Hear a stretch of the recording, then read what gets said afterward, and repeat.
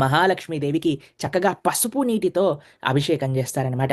ఆ పసుపుని చక్కగా శుద్ధ జలంలో కలిపి, ఆ చిక్కటి పసుపు నీళ్ళన్నీ కూడా ఆ వక్షస్థలంలో ఉండే లక్ష్మీదేవికి అలా ధారలుగా స్వామివారికి పోస్తూ ఉంటే, ఆ లక్ష్మీదేవి యొక్క అభిషేకం జరుగుతూ ఉంటే, ఆ స్వామివారి యొక్క ముఖంలో ఆ నవ్వు చూస్తూ ఉంటే, ఆ స్వామివారికి జరిగే ఆ ఉత్సవం చూస్తూ ఉంటే, కనీ విని ఎరగని దర్శనం అది. స్వామివారి యొక్క అభిషేకం ఎటువంటి ఆభరణాలు లేకుండా స్వామి అలా కౌపీనంతో నించుంటే, ఆ స్వామివారికి జరిగే క్షీరాభిషేకం, ఆ స్వామివారికి జరిగే ఆ చక్కటి ద్రవ్యాభిషేకం, పరిమళ ద్రవ్యాభిషేకం, వక్షస్థలంలో ఉండే మహాలక్ష్మికి జరిగే ఆ పసుపుతో నీళ్లు పోస్తూ ఉంటే ఆ అభిషేకం, వీటన్నిటిని అభిషేకాలను మనం దర్శన చేసుకుంటే స్వామివారికి మళ్ళీ చక్కటి పెద్ద బార్డర్ ఉన్న ధోతిని అలంకరణ చేస్తారు. కండువా, ఉత్తరీయం వీటన్నిటిని అలంకరణ చేస్తారు.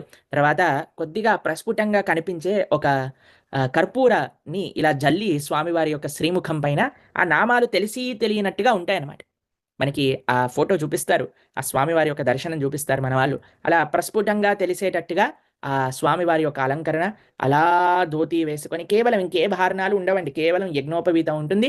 చక్కగా ఆ కర్పూరాన్ని స్వామివారి యొక్క శ్రీముఖం పైన చల్లితే అలా అంటుకుంటుంది ఆ కర్పూరం. ఇది చూడండి, ఆ మార్బులో మహాలక్ష్మికి పసుపుతో అలంకరణ అభిషేకం చేస్తున్నారు. దాని తర్వాత స్వామివారికి ధోతి కట్టి అలా తెలిసి తెలియనట్టుగా ఆ కర్పూరాన్ని స్వామివారి పైన ఇలా పెట్టేసి, దాని తర్వాత చక్కగా స్వామివారి యొక్క ఆరతి. అందరు భక్తుల ముందు కూడా స్వామివారికి నీరాజనం సమర్పణ చేసి, ఆ నీరాజనం సమర్పణ చేశాక భక్తులందరూ అలా బయటికొచ్చి ఆ బంగారు వాకిలి దగ్గరికి వెళ్ళాక